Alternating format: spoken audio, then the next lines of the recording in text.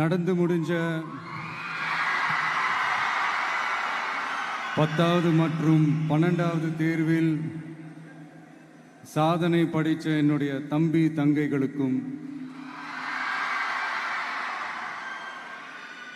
இன்னைக்கு பெருமையோடு வந்திருக்கிற அவங்களுடைய பெற்றோர்களுக்கும்,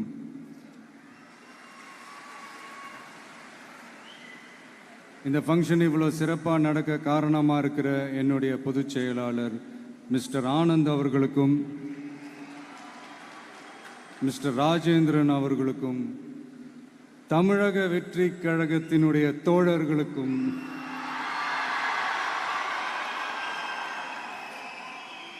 ஏன்னா நீங்கள் தான் இரவு பகல்லாம் பார்க்காம இந்த ஏற்பாடுகள்லாம் இவ்வளோ சிறப்பாக செஞ்சு முடிச்சிருக்கீங்க. மற்றும் என் நெஞ்சில் குடியிருக்கும் என்னுடைய நண்பா நண்பிகள், உங்கள் அனைவருக்கும் என்னுடைய பணிவான வணக்கங்கள். மீண்டும் ஒரு முறை எதிர்கால தமிழகத்தின் இளம் மாணவ மாணவிகளான உங்கள் எல்லாரையும் சந்திக்கிறதுல எனக்கு ரொம்பவே மகிழ்ச்சி. அதாவது இந்த ஒரு பாசிட்டிவ் பவர் இருக்கிறவங்கள பார்க்கும்போது ஆட்டோமேட்டிக்காக ஒரு எனர்ஜி, ஆட்டோமேட்டிக்காக ஒரு கெமிஸ்ட்ரி ஒன்று ஒர்க் அவுட் ஆகும்னு ஒன்று சொல்லுவாங்கல்ல, அது இன்னைக்கு காலையிலேருந்து எனக்கு பயங்கரமாக ஒர்க் அவுட் ஆகிட்டுருக்கு. உங்கள் எல்லாரையும் முகத்தை பார்த்ததுலேருந்து. ஸோ மை டியர் குட்டி நண்பா நண்பீஸ், இந்த மாதிரி ஃபங்க்ஷனில் சின்னதாக 2 நல்ல விஷயம் சொல்கிறத தாண்டி வேறு என்ன சொல்கிறதுன்னு எனக்கு தெரியல. நீங்கள் எல்லாருமே இப்போது அடுத்த ஒரு கட்டத்தை நோக்கி போகிறீங்க. உங்கள் கெரியரை சூஸ் பண்ணக்கூடிய அந்த கட்டத்தை நோக்கி போகிறீங்க. உங்களில் சில பேருக்கு ஒரு கிளியர் பிக்சர் மைண்டில் இருக்கும். அதாவது லைஃப்பில் என்னவா ஆக போகிறோம், ஒரு டாக்டர், இன்ஜினியர், ஒரு பைலட் அப்படின்னு ஒரு கிளியர் பிக்சர் ஒன்று இருக்கும். அதில் ஒரு சில பேருக்கு அந்த ஒரு டிசிஷன் மேக்கிங்கில் சின்னதாக ஒரு தொய்வு ஏற்படலாம், சின்னதாக ஒரு கன்ஃபியூஷன் ஏற்படலாம். அவங்க எல்லாருக்குமே நான் சொல்லிக்கிறது என்னென்னா, எல்லா துறையுமே நல்ல துறை தாங்க. நீங்கள் எதை தேர்ந்தெடுக்கிறீங்களோ அதில் உங்களுடைய முழு ஈடுபாட்டோட உங்களுடைய 100% உழைப்பை போட்டிங்கன்னா அது யாராக இருந்தாலுமே வெற்றி நிச்சயம்தான். அதனால் உங்களுக்கு பிடிச்ச துறையை நீங்கள் தேர்ந்தெடுங்க. அதில் இருக்கிற ஆப்ஷன்ஸ் எல்லாம் ஃபஸ்ட்டு தெரிஞ்சுக்கோங்க. உங்கள் பேரண்ட்ஸ் கிட்ட டிஸ்கஸ் பண்ணுங்கள், உங்கள் ஸ்கூல் டீச்சர்ஸ் கிட்ட டிஸ்கஸ் பண்ணுங்கள். இந்த கெரியர் கைடன்ஸ் கொடுக்கறதுக்கெல்லாம் நிறைய பேர் இருக்காங்க, இந்த கெரியர் கவுன்சிலிங் கொடுக்கறதுக்கெல்லாம் நிறைய பேர் இருக்காங்க. அவங்க எல்லாரையும் மீட் பண்ணுங்கள். இந்த மாதிரி ஒரு சந்தர்ப்பத்தில் நான் என்னுடைய ஒரு சின்னதாக ஒரு கெரியர் கைடன்ஸ் உங்ககிட்ட ஷேர் பண்ணணும்னு ஆசைப்பட்றேங்க. பொதுவாக நம்ம ஒரு துறையை தேர்ந்தெடுக்கும் போது அதில் எவ்வளோ டிமாண்ட் இருக்குது அப்படின்றத நம்ம பார்ப்போம் இல்லையா. ஃபார் எக்ஸாம்பிள், மருத்துவம், பொறியியல் மட்டும்தான் நல்ல ஃபீல்டுன்னு சொல்ல முடியாது. இன்னும் சொல்லப்போனால் நம்ம தமிழ்நாட்டில் உலகத்தரத்தில் டாக்டர்ஸ், இன்ஜினியர்ஸ், லாயர்ஸ்லாம் அதிகமாகவே இருக்காங்க. இங்கே நம்மக்கிட்ட என்ன இல்லை அப்படின்னா, இங்கே நமக்கு எது இன்னும் அதிகமாக தேவைப்படுது அப்படின்னா நல்ல தலைவர்கள்.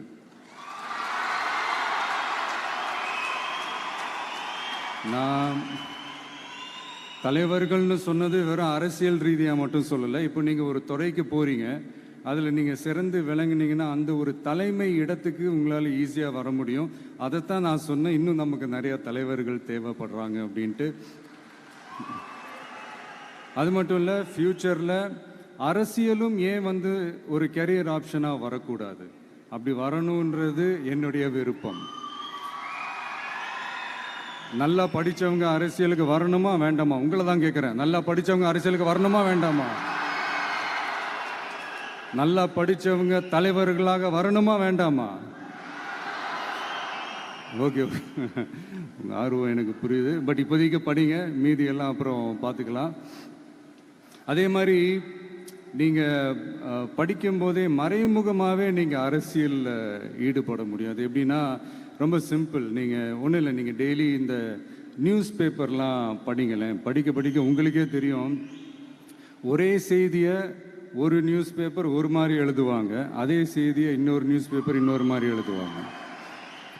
ஒரு செய்தியை ஒரு நியூஸ் பேப்பரில் ஃப்ரண்ட் பேஜில் ஹெட்லைன்ஸில் போடுவாங்க, அதே செய்தியை இன்னொரு நியூஸ் பேப்பரில் கடைசி பக்கத்தில் கூட போட மாட்டாங்க. இங்கே நியூஸ் வேறு, ஒப்பீனியன் வேறு, செய்தி வேறு, கருத்து வேறுங்கிறது உங்கள் எல்லாருக்குமே தெரிய வரும். இப்போல்லாம் பார்த்தீங்கன்னா நிறையா இந்த மெயின் ஸ்ட்ரீம் மீடியாவுக்கு ஈக்குவலாக நிறைய இந்த சோஷியல் மீடியா சேனல்ஸ்லாம் இந்த நல்லது கெட்டதுன்னு இந்த ஒப்பீனியன்லாம் க்ரியேட் பண்ணுறாங்கல்ல, அதெல்லாம் நீங்கள் பார்த்தீங்கன்னா ரொம்ப ஈஸியாக ஒரு நல்லதை கெட்டதாகவும் கெட்டதும் நல்லதாகவும் நல்லவங்களை கெட்டவங்க மாதிரியும் கெட்டவங்களை நல்லவங்க மாதிரி இந்த மாதிரி புரணி பேசி ப்ரொஜெக்ட் பண்ணுறதெல்லாம் இந்த மீடியா சோஷியல் மீடியாலலாம் நம்ம பார்க்குறோம் இல்லையா. நீங்கள் எல்லாமே பாருங்கள், நீங்கள் எல்லாமே படிங்க, பட் எது உண்மை பொய்ன்னு மட்டும் அனலைஸ் பண்ண மட்டும் கற்றுக்கங்க. அப்போ தான் இங்கே உண்மையிலே நம்ம நாட்டில் என்ன பிரச்சனை, நாட்டோட மக்களுக்கு என்ன பிரச்சனை, இந்த சமூக தீமைகள் பற்றிலாம் உங்களுக்கு தெரிய வரும். அது தெரிஞ்சுக்கிட்டாலே இந்த ஒரு சில அரசியல் கட்சிகள் செய்கிற இந்த பொய்யான பிரச்சாரங்களை எல்லாம் நம்பாமல் எது கரெக்டு, எது தப்பு, எது உண்மை பொய்ன்னு இதை அனலைஸ் பண்ணி பார்த்துட்டு நல்ல தலைவர்களை தேர்ந்தெடுக்கக்கூடிய ஒரு விசாலமான ஒரு உலக பார்வை உங்களால் வளர்த்துக்க முடியும். அது வந்துட்டாலே அதை விட ஒரு சிறந்த அரசியல் வேறு எதுவுமே இருக்க முடியாதுங்க. அதை விட நம்ம நாட்டோட வளர்ச்சிக்கு நீங்கள் செய்ய போகிற அந்த பங்களிப்பு வேறு எதுவுமே இருக்க முடியாது. ஃபைனலாக ஒரே ஒரு சின்ன விஷயம், friendship ads fragrance to life. அதில் எந்த மாற்று கருத்துமே கிடையாது. ஒரு கட்டத்துக்கு அப்புறம் பேரண்ட்ஸுக்கு அடுத்தபடியாக, இன்னும் சொல்லப்போனால் பேரண்ட்ஸை விட அதிகமாக நண்பர்களோட டைம் ஸ்பெண்ட் பண்ணக்கூடிய அந்த ஒரு சூழ்நிலை ஏற்படும். அதனால் நல்ல நண்பர்களை தேர்ந்தெடுங்க. நீங்கள் கேட்கலாம், நட்புன்றது அதுவாக அமையிறது தானே, நாம் எப்படி சூஸ் பண்ண முடியும்னு. அது ஒரு விதத்தில் கரெக்டு தான். அதனால் நான் கொஞ்சம் வேறு மாதிரி சொல்கிறேன். இப்போது உங்களுடைய இந்த நட்பு வட்டாரத்தில் இப்போ ஏதோ ஒரு விஷயம் தப்பாக இருக்குது அப்படின்னா, இப்போது அதில் சில பேர் இந்த தவறான பழக்கங்களில் ஈடுபட்டிருந்தாங்கன்னா முடிஞ்சால் அவங்கள நல்வழிப்படுத்த பாருங்கள். இந்த தவறான பழக்கங்களில் மட்டும் ஈடுபடாதீங்க, ஈடுபடக்கூடாது. நான் முன்னாடியே சொன்ன மாதிரி தான், உங்களோட அடையாளத்தை எக்காரணத்தை கொண்டும் இழந்துடாதீங்க. Don't lose your identity at any cost. இது நான் ஏன் இவ்வளோ வலியுறுத்தி சொல்கிறேன்னா, இப்போ ரீசெண்ட் டைமில் நீங்கள் பார்த்தீங்கன்னா நம்ம தமிழ்நாட்டில் இந்த போதை பொருட்களுடைய இந்த பயன்பாடு அதெல்லாம் முக்கியமாக யங்ஸ்டர்ஸ் மத்தியில் ரொம்பவே அதிகமாயிருச்சு. ஒரு பெற்றோர் என்ற முறையில், ஒரு அரசியல் இயக்கத்துக்கு தலைவர் என்ற முறையில் எனக்குமே ரொம்ப அச்சமாக தான் இருக்குது. சொல்லலாம், இப்போ இந்த போதை பொருட்கள்லாம் இதெல்லாம் கண்ட்ரோல் பண்ணுறது அரசோட கடமை, இதெல்லாம் யங்ஸ்டர்ஸை இதிலேருந்து காப்பாற்றுறதெல்லாம் அரசுங்களோட கடமை. இப்போ ஆளும் அரசு அதெல்லாம் தவற விட்டுட்டாங்க அப்படின்றத பற்றிலாம் நான் இங்கே பேச வரல. அதுக்கான மேடையும் இது இல்லை. நான் என்ன சொல்ல வரேன்னா, சில நேரத்தில் அரசாங்கத்தை விட நம்ம லைஃப்பை நம்ம தான் பார்த்துக்கணும், நம்மளுடைய சேஃப்டியை நம்ம தான் பார்த்துக்கணும். ஸோ உங்களுடைய செல்ஃப் கண்ட்ரோல், உங்களுடைய செல்ஃப் டிசிப்ளின் அதை மட்டுமே வளர்த்துக்கோங்க. Say no to temporary pleasures, say no to drugs. எனக்காக இது ஒரே ஒரு வாட்டி ரிப்பீட் பண்ணுறீங்களா? Say no to temporary pleasures, say no to drugs. இன்னும் ஒரே ஒரு வாட்டி please. Say no to temporary pleasures, say no to drugs. Thank you. இந்த உறுதிமொழியை நீங்கள் எல்லாரும் எடுக்கணுன்ட்டு ரொம்ப தாழ்மையுடன் கேட்டுக்கிறேன். மற்றபடி வேறு ஒன்றும் இல்லை. இந்த தேர்வில் தேர்ச்சி பெற முடியாதவங்க, நினச்ச மாதிரி மார்க்ஸ் எடுக்க முடியாதவங்க ஒன்றும் லைஃப்பில் எதுவும் டிசப்பாயிண்ட் ஆகாதீங்க. வெற்றி தோல்வி ரெண்டுமே ஈக்குவலாக பேலன்ஸ் பண்ணி போக கற்றுக்கிட்டாலே போதும். தோல்வி நம்மக்கிட்ட வர்றதுக்கே பயப்படும். Success is never ending, failure is never final. So இதை மட்டும் புரிஞ்சுக்கோங்க. நான் 3ஆம் தேதி மீட் பண்ண போகிற அந்த செட் ஆஃப் ஸ்டூடெண்ட்ஸ் அண்ட் பேரண்ட்ஸுக்கும் சேர்த்து தான் இன்றைக்கி நான் பேசுகிறேன். ஏன்னா மறுபடியும் இந்த மாதிரி அட்வைஸ் பண்ணி அவங்கள நான் போர் அடிக்க விரும்பலை. ஏன்னா ஜென்ரலாகவே தெரியும் அட்வைஸ் பண்ணவங்க எல்லாருக்கும் பிடிக்காதுன்னு. ஏன்னா நானும் அப்படி தான்.